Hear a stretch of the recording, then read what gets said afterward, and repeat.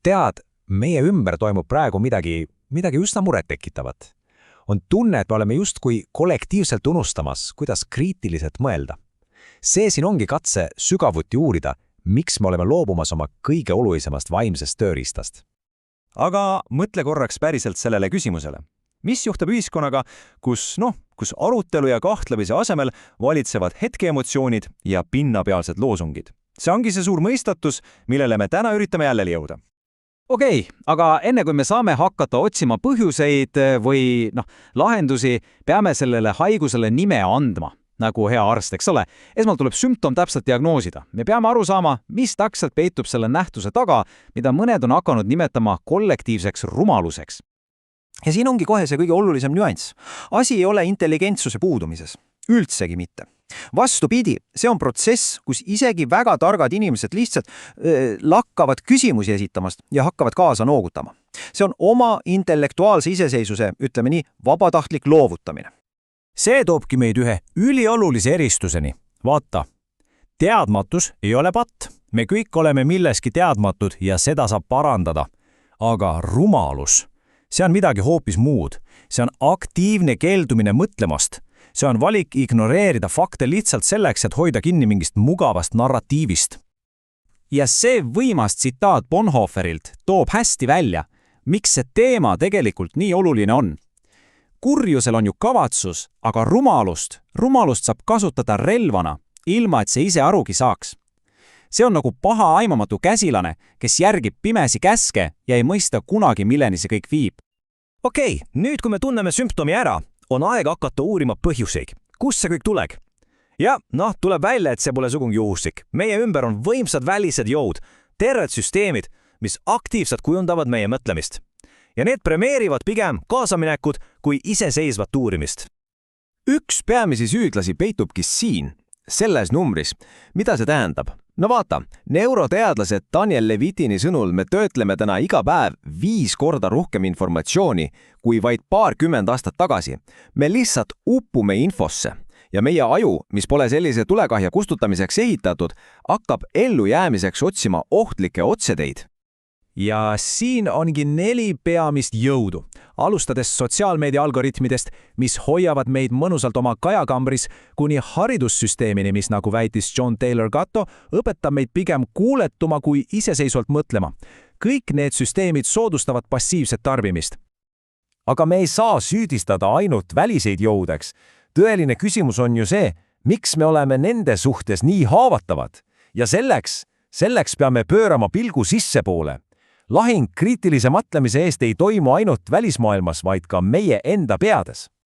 Nobeli preemia laureaat Daniel Kahneman selgitas seda geeniaalselt. Meil on põhimõtteliselt 2 mõtlemise süsteemi ja meie tänapäeva kiire maailm sunnib meid pidevalt kasutama seda esimest süsteemi, reageerima automaatselt, emotsionaalselt, ilma süvenemata. See aeglane ja analüütiline teine süsteem jääb aga unarusse, sest see nõuab aega ja energiat. Ja siin on üks võimsamaid kognitiivseid lõkse, kuhu me kõik langeme. Meie aju on justkui loodud oma uskumusi kaitsma, mitte neid kahtluse alla seadma. Me otsime aktiivselt tõendeid, mis toetavad meie vaateid ja ignoreerime kõike, mis neid vaidlustaks. See on kriitilise mõtlemise täielik vastand. Ja see Bukovski tsitaat tabab lihtsalt naale peale pihta. Päris kriitiline mõtlemine eeldab alandlikkust ja eneses kahtlemist. Sa pead mõistma, et sa võid eksida. Aga kui seda pole, siis tekibki see teenimatu enesekindlus, kus kõige valjem hääl võrdustatakse kõige targema mõttega. Nii, me oleme diagnoosinud sümptoomi ja tuvastanud nii välised kui ka sisemised põhjused. Nüüd on küsimus, et kuidas me sellele vastu hakkame? Lahendus ei ole mingi lihtne nipp. See on midagi palju julgemat. See on mässsüsteemi vastu, mis soosib vaimset laiskust. See on, ühesõnaga, oma mõistuse tagasivõitmine. Siin on 4 praktilist sammu, kuidas seda teha. Selle asemel, et küsida, kas see on tõsi, küsi hoopis, kellele on kasulik, et ma seda usun. Mõtle selle peale, miks sa mõtled nii, nagu sa mõtled. Otsi aktiivselt inimesi, kes sinuga ei nõustu ja proovi neist aru saada, mitte neid rünnata. Ja kõige tähtsam, ole valmis tunnistama, kui oled eksinud. See Sokratese tarkus on tegelikult kogu kriitilise mõtlemise alus. Intellektuaalne alandlikkus on see lähtepunkt. Ja see pole nõrkus kaugel sellest. See on kutse jääda uudishimulikuks ja olla avatud uutele teadmistele. Aga isegi kui me teame, kuidas mõelda, jääb õhku üks sügavam küsimus. Miks me siis nii tihti valime seda mitte teha? Me oleme rääkinud info üleküllusest ja aju otseteedest, aga mis on kõige selle all? Mis on selle müsteeriumi tegelik tuum? Vastus on lihtsam ja hirmutavam, kui me arvata oskame. Ja see ongi kogu asja tuum. Asi pole võimetuses, asi on hirmus. Me lihtsalt kardame.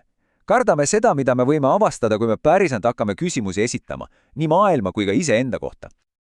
Mõtle korraks. Mõtlemine on riskantne. See võib sundida sind oma identiteeti ümber hindama. See võib viia su konflikti sõprade või perega.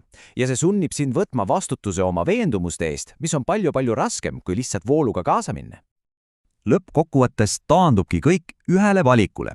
Mida me väärtustame rohkem? Kas psühholoogilist turvatunnet ja kuulumist või tegelikkust, isegi kui see on ebamugav? See valik määrabki ära, kas me oleme vabad mõtlejad või lihtsalt oma keskkonna produktid. See Jungi tsitaat selgitab suurepäraselt, miks see valik nii raske on. Tõeline mõtlemine nõuab enesevaatlust ja just seda me kõige rohkem kardamegi. On ju palju lihtsam kritiseerida teisi, kui mõelda iseenda üle, eks ole?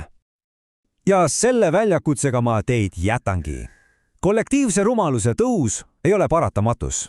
See on sümptom, hirmust sündinud sümptom. Iga kord, kui sa valid automaatse reaktsiooni asemel hetke järelemõtlemiseks, lükkad sa seda lainet tagasi. Küsimus on lihtne. Kas sa julged olla see inimene?